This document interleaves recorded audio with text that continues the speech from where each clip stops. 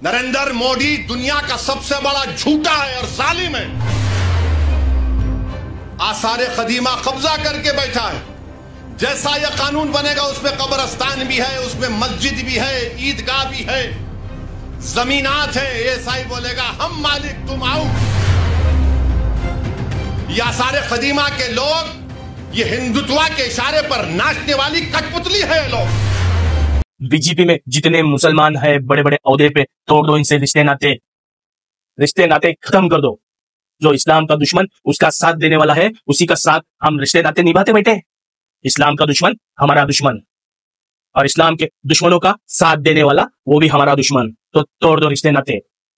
अस्सलामु अलैकुम रहमतुल्लाहि व बरकातहू। जैसे कि सब मुस्लिम भाई जानते हैं 2014 के बाद मुसलमानों पे क्या क्या आपत्ति आ रही है। ये जो संविधान है, जो हमारे देश का कानून है, भीमराव अंबेडकर साहब ने जो बना के गए हैं, ये सिर्फ यूज मुसलमानों के लिए हो रहा है। आज गुस्ताखों को छोड़ा जा रहा है और मुसलमानों पे FIR की जा रही है। पहले आइए जानते हैं असदुद्दीन ओवैसी ने वक्फ बोर्ड को लेके कितना बड़ा बयान दिया। पहले वीडियो शुरू करते हैं। नरेंद्र मोदी दुनिया का सबसे बड़ा झूठा है और जालिम है। आसारे कदीमा कब्जा करके बैठा है। जैसा यह कानून बनेगा उसमें कब्रस्तान भी है, उसमें मस्जिद भी है, ईदगाह भी है, जमीनात है। ऐसा ही बोलेगा हम मालिक तुम आओ। ये आसारे कदीमा के लोग ये हिंदुत्व के इशारे पर नाचने वाली कठपुतली है। लोग सेक्शन 3C आपको कह रहा हूं। अब ये सेक्शन 3 का मतलब क्या है कि दिल्ली में 316 जायदादों पर गवर्नमेंट का कब्जा, राजस्थान में 60, कर्नाटका में 40, मध्य प्रदेश में 50, यूपी में 60, उड़ीसा में 55। और सच्चर कमेटी में कहा गया कि दिल्ली के जो 123 जायदादें जो हुकूमत नहीं दी मुसलमानों को, 2007 में सच्चर कमेटी में कहा गया कि उसकी कीमत 7,000 करोड़ थी। 7,000 करोड़ कीमत थी उसकी। आज हम 2024 में आ गए। कौन वक्फ को छीन रहा है? नरेंद्र मोदी दुनिया का सबसे बड़ा झूठा है और जालिम है। आप कब्जा करके बैठे हैं, 84 से कब्जा करके बैठे हैं, बल्कि उससे पहले से। और 7,000 करोड़ की जायदाद, यानी कलेक्टर साहब जैसा कानून बनेगा, कलेक्टर साहब बोल देंगे नो नथिंग डूइंग। ये 123 प्रॉपर्टीज जो 2007 में 7,000 करोड़ की थी, आज 2024 में शायद कम से कम 20,000 करोड़ की तो हो सकती है। मोदी जी बोलेंगे नहीं नहीं भाइयों बहनों, मैं तुम्हारा भाई हूं, 20,000 करोड़ दे दो तुम मेरे को। अरे आप अंदाजा लगाइए, सेक्शन 3C को निकाल कर ये कह रहे हैं। और फिर आप ये भी जानते हैं कि जब कलेक्टर बैठेगा आर्कियोलॉजिकल सर्वे ऑफ इंडिया आसारे कदीमा में, दिल्ली में 172 प्रॉपर्टीज पर आसारे कदीमा कब्जा करके बैठा है। जैसा यह कानून बनेगा उसमें कब्रस्तान भी है, उसमें मस्जिद भी है, ईदगाह भी है, जमीनात है। ऐसा ही बोलेगा हम मालिक तुम आउट।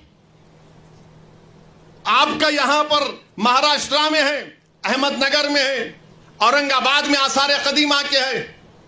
और आसारे कदीमा के लोग बोलते, मोदी की तरफ से बोलते, नहीं नहीं हम कैसा बचाएंगे। आसारे कदीमा के कानून में शेड्यूल 6 है, लिविंग मॉन्यूमेंट यानी जिंदा मॉन्यूमेंट है। बोलते नहीं नहीं आप लोग वहां पर वो मस्जिद में मदरसा खोल लिए। अरे दीवाने, तुम्हारा आसारे कदीमा का जो कानून का सेक्शन 16(1) ये कहता है कि रिलीजियस कैरेक्टर को नहीं बदला जा सकता।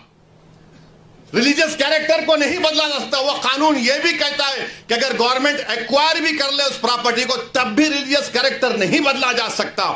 यह आसारे कदीमा के लोग ये हिंदुत्व के इशारे पर नाचने वाली कठपुतली है। लोग दौलताबाद किले की मस्जिद को क्या किए थे, बोलूं मुंह खोल के? अभी मैं आजादी मिलने के 1 साल के बाद क्या नाम रख दिया तुमने उस जगह का? 16 कह रहा है कि उसके रिलीजियस कैरेक्टर को नहीं बदल सकते। मकसद एक ही है। देखिए, गवर्नमेंट का डेफिनेशन निसार साहब बढ़ा दिया गया। गवर्नमेंट का डेफिनेशन में बढ़ा दिया गया तो ऐसा ही गवर्नमेंट हो गई। और गवर्नमेंट हो गई तो आर्टिकल 12 में आप इनजस्टिस नहीं कर सकते, आप स्टेट हैं।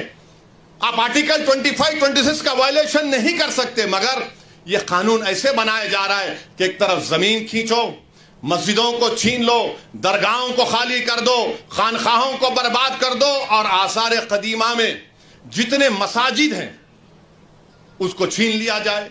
और रिलीजियस कैरेक्टर मस्जिद है तो मस्जिद में मदरसा है। नहीं, आप वहां वजू खाना बना लिए तो मैं कहां जाके वजू करके आऊंगा? मस्जिद है ना, नमाज हो रही है। तो इनका मकसद यही है कि एएसआई के कानून को, एएसआई के जरिए से ये तमाम जायदादें हमसे छीन ली जाए। एएसआई के कानून को सेक्शन 5, सेक्शन 6, सेक्शन 8 आप पढ़िए, आपको मालूम हो जाएगा। जैसे हम सब ने देखा, असदुद्दीन ओवैसी ने हमें बहुत अच्छी तरीके से इस बात में समझाया है। लेकिन मैं उन मुनाफिक, उन हरामखोर लोगों से जो बीजेपी का दलाल कहते हैं असदुद्दीन ओवैसी को, दलाल तो वो लोग हैं जो बीजेपी में मुसलमान घुस के बैठे हैं। तोड़ दो उनसे रिश्ता, वो सिर्फ आपके वोटिंग के लिए आते हैं। कहा गए वो नेता, आज मेरे मोहम्मद सल्लल्लाहु ताला अलैहि वसल्लम पे गुस्ताखी हो रही है। कहाँ मर गए वो बीजेपी के मुसलमान नेता जो सिर्फ मुसलमानों को भड़का के उनके वोट लेते हैं। मैं मुसलमान से दरख्वास्त करूंगा, अगर तुम्हारा भी कोई रिश्तेदार, कोई दोस्त, कोई भी रहने दो, अगर वो भी बीजेपी में है तो तोड़ दो उससे रिश्ते, क्योंकि बीजेपी की ही सब किया धरा है। बीजेपी में ही जितने लोग हैं वही इस्लाम के खिलाफ चल रहे हैं। जब मोहम्मद सल्लल्लाहु ताला अलैहि वसल्लम पे गुस्ताखी होती है, बीजेपी के ही लोग होते हैं। जब मुसलमानों को मारने की बात करती है तो बीजेपी के ये नीतीश राणे जैसे लोग होते हैं। तब तक मुसलमान खामोश रहेगा। तोड़ दो इनसे रिश्ते नाते। मैं ये नहीं कह रहा हूं कि आप असदुद्दीन ओवैसी के साथ चलिए, मैं किसी पार्टी को सपोर्ट नहीं कर रहा हूं, लेकिन जो इस्लाम को टारगेट करेगा हम उसके खिलाफ तो चल सकते हैं। लेकिन आजकल क्या हो गया है, मुसलमानों को, एक मुसलमान भाई पे जुल्म हो रहा है तो दूसरा वहां से मजे ले रहा है। होने दे, अपनी बारी का इंतजार कर रहा है।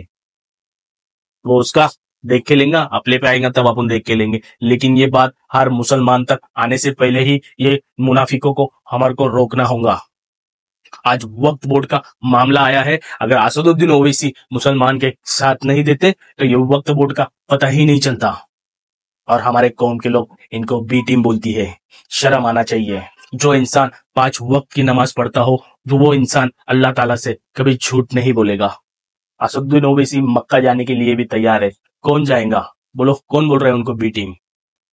चलो उनके साथ मक्का जाके कसम खाते हैं, मस्जिद नबी में बैठ के खाते हैं। मैं उनको सपोर्ट नहीं कर रहा हूं, लेकिन आज जो इंडिया के हालात है और असदुद्दीन ओवैसी जैसे लोग आवाज उठा रहे हैं तो तमाम मुसलमानों का फर्ज बनता है क्या असदुद्दीन ओवैसी का साथ दिया जाए।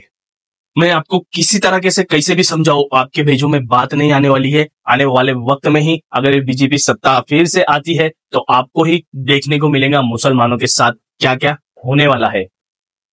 अभी समझ जाओ, सुधर जाओ, एक हो जाओ। ये मत देखो ये सुन्नी है, वाबी है, शिया है, अहले हदीस है।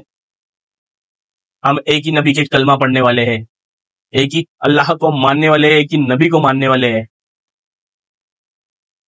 जब तुम्हें ये ट्रेनों में मार रहे हैं तो ये पूछे नहीं मार रहे तुम सुन्नी हो, तुम वाबी हो, तो तुम शिया हो। ये सिर्फ तुम्हें ये बोल के मार रहे हैं कि ये मुसलमान है। ला इलाहा इल्लल्लाह मुहम्मदुर रसूलुल्लाह, एक ही नबी है, एक ही अल्लाह है। जो तुम्हारे आपस के सुन्नी और जमाती और अहले हदीस ये तौर तरीके पे झगड़े हो रहे हैं, इनको आपस ही रखो। लेकिन जब कोई गुस्ताख हमारे नबी पे गुस्ताखी करता है तो एक हो जाओ, बाहर निकलो। जब हमारे एक भाई के घर पे बुलडोजर चलता है तब एक हो जाओ, बाहर निकलो। तब हमारी बहन बेटियां पे बात आती है, उनका रेप होता है, कोई आवाज नहीं उठाता है, एक साथ आओ, बाहर निकलो। मुझे नहीं लगता इससे ज्यादा आपको समझाने की जरूरत होगी। और लास्ट बात बोल के जा रहा हूं, बीजेपी में जितने मुसलमान हैं बड़े बड़े ओहदे पे, तोड़ दो इनसे रिश्ते नाते। रिश्ते नाते खत्म कर दो। जो इस्लाम का दुश्मन उसका साथ देने वाला है, उसी का साथ हम रिश्ते नाते निभाते बैठे। इस्लाम का दुश्मन हमारा दुश्मन, और इस्लाम के दुश्मनों का साथ देने वाला वो भी हमारा दुश्मन। तो तोड़ दो रिश्ते नाते। ये मत देखो ये मेरा भाई है, मेरा बाप है, तोड़ दो। अल्लाह हाफिज। बस वीडियो को किसी तरह के से फेसबुक, इंस्टाग्राम, व्हाट्सएप, आप जहां स्टेटस लगा सकते हो, जहां शेयर कर सकते हो वहां शेयर किया जाए, क्योंकि आने वाले वक्त में वक्त बोर्ड का मामला फिर से आ सकता है। हमें अभी से ही एक होने की कोशिश करना होगा। अल्लाह हाफिज। दुआ में अपने भाई को जरूर याद रखना।